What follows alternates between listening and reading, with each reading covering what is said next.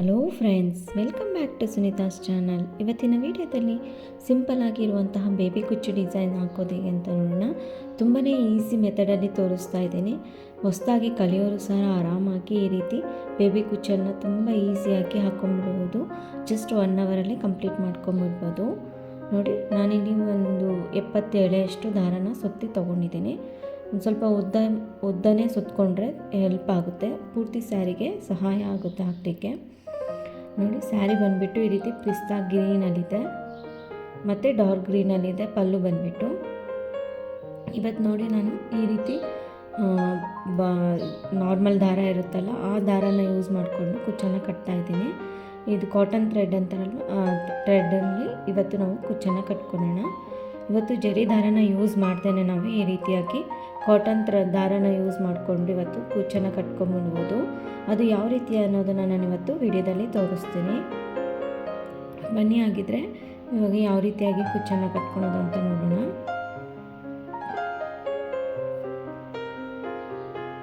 ನೋಡಿ, ಫಸ್ಟ್ ನಾವು ಸ್ಯಾರಿನ ಈ ರೀತಿಯಾಗಿ ಕೈಯಲ್ಲಿ ಇಟ್ಕೊಂಡು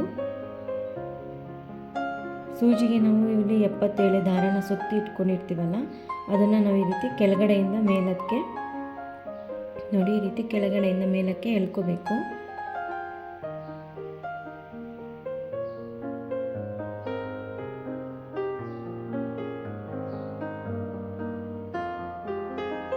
ಬ್ಯಾಕ್ ಸೈಡಲ್ಲಿ ನೋಡಿ, ನಿಮಗೆ ಎಷ್ಟು ಉದ್ದ ಬೇಕೋ ಅಷ್ಟುದ್ದ ನೋಡಿಕೊಂಡು ಬಿಡಬೇಕಾಗುತ್ತೆ. ನಾನೊಂದು ಸ್ವಲ್ಪ ಚಿಕ್ಕದಾಗಿರೋಂಥ ಬೇಬಿ ಕುಚ್ಚನ್ನು ಕಟ್ತಾ ಇರೋದ್ರಿಂದ ಸ್ವಲ್ಪ ಚಿಕ್ಕ ಸೈಜಲ್ಲಿ ದಾರನ ಬಿಟ್ಕೊಂಡೆ. ಬಿಟ್ಬಿಟ್ಟು ನೋಡಿ, ಅದನ್ನು ಈ ರೀತಿಯಾಗಿ ಇಟ್ಕೊಂಡು ಇದನ್ನು ಕಟ್ ಮಾಡ್ಕೋಬೇಕು.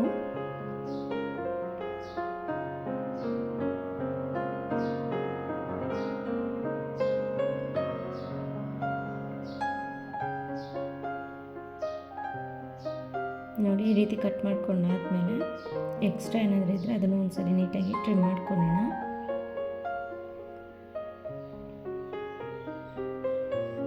ಇದು ನೋಡಿ, ಕೈಯಲ್ಲಿ ಈ ರೀತಿ ಇಟ್ಕೊಂಡು ಕಾಟನ್ ದಾರ ಇರುತ್ತಲ್ಲ ಗ್ರೀನ್ ಕಲರು, ಅದನ್ನು ಈ ರೀತಿಯಾಗಿ ಸುತ್ಕೋಬೇಕು. ಒಂದು 5ರಿಂದ 6 ಸರಿ ಈ ರೀತಿ ಸುತ್ಕೊಳ್ಳಿ. ಸುತ್ಕೊಂಡಾದ್ಮೇಲೆ ನೋಡಿ, ಹೂವು ಕಟ್ಟೋ ದಾರ, ಹೂವು ಕಟ್ತೀವಲ್ಲ ಆ ರೀತಿಯಾಗಿ 3 ಸರಿ ಈ ರೀತಿ ಕಟ್ಕೋಬೇಕು ಅಷ್ಟೇ. ಅದಾದಮೇಲೆ ಎಕ್ಸ್ಟ್ರಾ ಏನಾದರೂ ಇದ್ದರೆ ದಾರನ ಕಟ್ ಮಾಡ್ಕೋಬೇಕು. ಕಾಟನ್ ದಾರ ಅಲ್ಲಿ ಬ್ಯಾಕ್ ಸೈಡಲ್ಲಿ ಹಾಗೇ ಇರುತ್ತೆ. ಮತ್ತು ಅದೇ ರೀತಿಯಾಗಿ ಕುಚ್ಚನ್ನು ಕಂಟಿನ್ಯೂ ಮಾಡ್ತಾ ಹೋಗಬೇಕು. ಕೆಳಗಡೆಯಿಂದ ಮೇಲಕ್ಕೆ ದಾರನ ಎಳ್ಕೋಬೇಕು. ಎಳೆದ್ಬಿಟ್ಟು ಕೆಳಗಡೆ ನೋಡಿ ಈ ರೀತಿ ಅಳತೆ ಮಾಡ್ಕೊತೀನಿ ನಾನು. ಎಷ್ಟು ಉದ್ದ ಬೇಕೋ ಅಷ್ಟು ಉದ್ದ ನೋಡಿಕೊಂಡು ಈ ರೀತಿ ಕೈಯಲ್ಲಿ ಇಟ್ಕೊಂಡು ಕಟ್ ಮಾಡ್ಕೋಬೇಕು.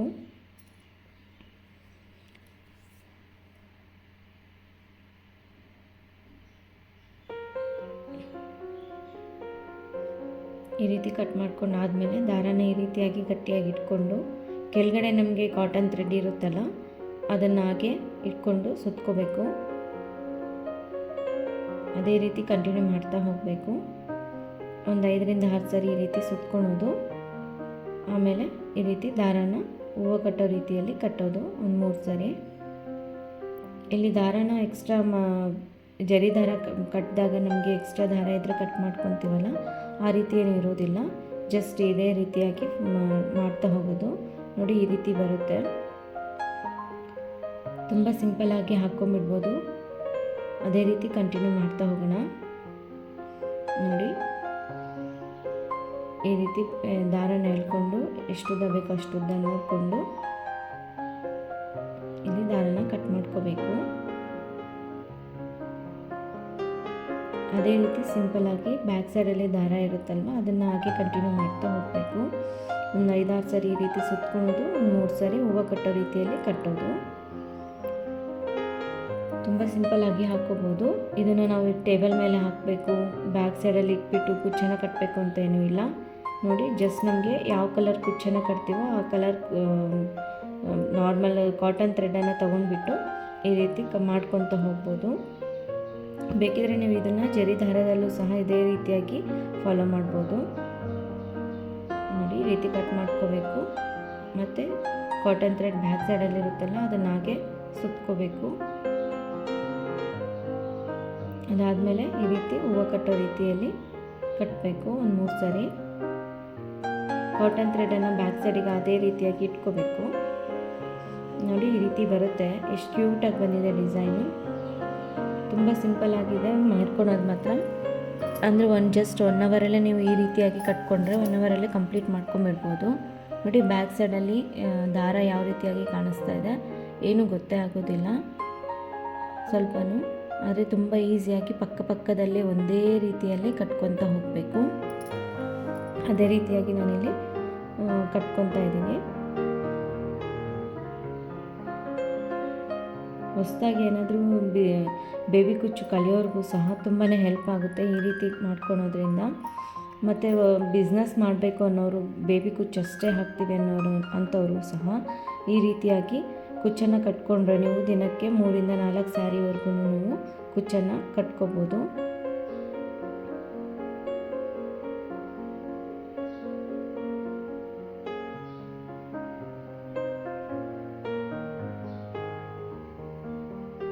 ತುಂಬ ಈಸಿಯಾಗಿ ಮಾಡ್ಕೋಬೋದು. ಮೆಥಡ್ ಮಾತ್ರ ತುಂಬಾ ಈಸಿ ಇದೆ. ನೋಡಿ ಎಷ್ಟು ಸುಲಭವಾಗಿ ಮಾಡ್ಕೊಂಬಿಡ್ಬೋದು. ಏನೂ ಇಲ್ಲ, ಜಸ್ಟ್ ಬ್ಯಾಕ್ ಸೈಡಿಂದ ನೀಡಲ್ನ ಹಾಕಿಬಿಟ್ಟು ಮುಂದ್ಗಡೆಗೆ ಎಳ್ಕೊಳೋದು. ದಾರಾನ ಎಷ್ಟು ಉದ್ದ ಬೇಕೋ ಅಷ್ಟು ನೋಡಿಕೊಂಡು ಕಟ್ ಮಾಡ್ಕೋಬೇಕು. ಆಮೇಲೆ ದಾರ ಅಲ್ಲೇ ಇರುತ್ತಲ್ವ ಬ್ಯಾಕ್ ಸೈಡಲ್ಲೇ ಕಾಟನ್ ಥ್ರೆಡ್, ಅದನ್ನು ಹಾಗೆ ಕಂಟಿನ್ಯೂ ಮಾಡ್ತಾ ಹೋಗಬೇಕು. ಪ್ರತಿಯೊಂದು ಕುಚ್ಚಿಗೂ ನಾವು ದಾರಾನ ಕಟ್ ಮಾಡ್ಕೊಳೋ ಅವಶ್ಯಕತೆ ಇಲ್ಲ. ಜಸ್ಟ್ ಈ ರೀತಿ ಒಂದು 5-6 ಸರಿ ಸುತ್ಕೋಬೇಕು. ಒಂದು 3 ಸರಿ ಹೂವು ಕಟ್ಟೋ ರೀತಿಯಲ್ಲಿ ಕಟ್ಟಿದರೆ ಗಟ್ಟಿಯಾಗಿ ಕೂರುತ್ತೆ. ನೀಟಾಗಿ ಫಿನಿಶಿಂಗ್ ಸಹ ಅಷ್ಟೇ ಚೆನ್ನಾಗಿರುತ್ತೆ. ನೋಡಿ ಕಂಪ್ಲೀಟ್ ಆದಮೇಲೆ ಈ ರೀತಿಯಾಗಿ ಬಂದಿದೆ. ಒಂದೇ ಅಳತೆಯಲ್ಲಿ ಬರಬೇಕು. ನೋಡಿ ಈ ರೀತಿ ಬಂದರೆ ಬೇಬಿ ಕುಚ್ಚು ನೋಡಲಿಕ್ಕೆ ತುಂಬಾ ಚೆನ್ನಾಗಿ ಅನಿಸುತ್ತೆ. ಮತ್ತು ಗ್ಯಾಪು ಸಹ ಒಂದೇ ರೀತಿಯಲ್ಲಿ ಇರಬೇಕು. ನೋಡಿ ಎಲ್ಲೂ ಡಿಫ್ರೆನ್ಸ್ ಅನಿಸ್ತಾ ಇಲ್ಲ. ಇಲ್ಲಿ ನಾನು ಕಾಟನ್ ಥ್ರೆಡ್ ಯೂಸ್ ಮಾಡಿದ್ದೀನಲ್ವ, ಅದ್ರ ಬದಲಿಗೆ ನೀವು ಜರಿ ದಾರನೂ ಯೂಸ್ ಮಾಡಿಕೊಂಡು ಇದೇ ಟಿಪ್ಸನ್ನು ಯೂಸ್ ಮಾಡಿಕೊಂಡು ಸಹ ನೀವು ಕುಚ್ಚನ್ನು ಕಟ್ಕೋಬೋದು. ಏನೂ ಡಿಫ್ರೆನ್ಸ್ ಆಗೋದಿಲ್ಲ.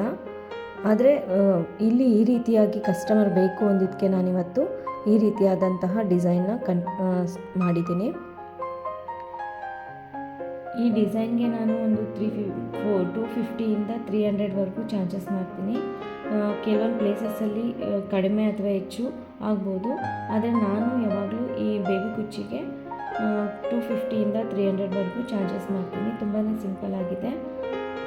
ಮಾಡೋದಂತೂ ನಿಮ್ಗೆ ಎಷ್ಟು ಈಸಿ ಅಂತ ಅನ್ನೋದು ಗೊತ್ತಾಯ್ತಲ್ವ. ಈ ವಿಡಿಯೋ ಇಷ್ಟ ಆಗಿದ್ದರೆ ಪ್ಲೀಸ್ ಲೈಕ್ ಮಾಡಿ, ಶೇರ್ ಮಾಡಿ, ಸಬ್ಸ್ಕ್ರೈಬ್ ಆಗಿಲ್ಲ ಅಂದರೆ ಸಬ್ಸ್ಕ್ರೈಬ್ ಆಗಿ. ಮತ್ತೊಂದು ಒಳ್ಳೆಯ ವಿಡಿಯೋ ಜೊತೆಗೆ ಭೇಟಿಯಾಗೋಣ. ಧನ್ಯವಾದಗಳು.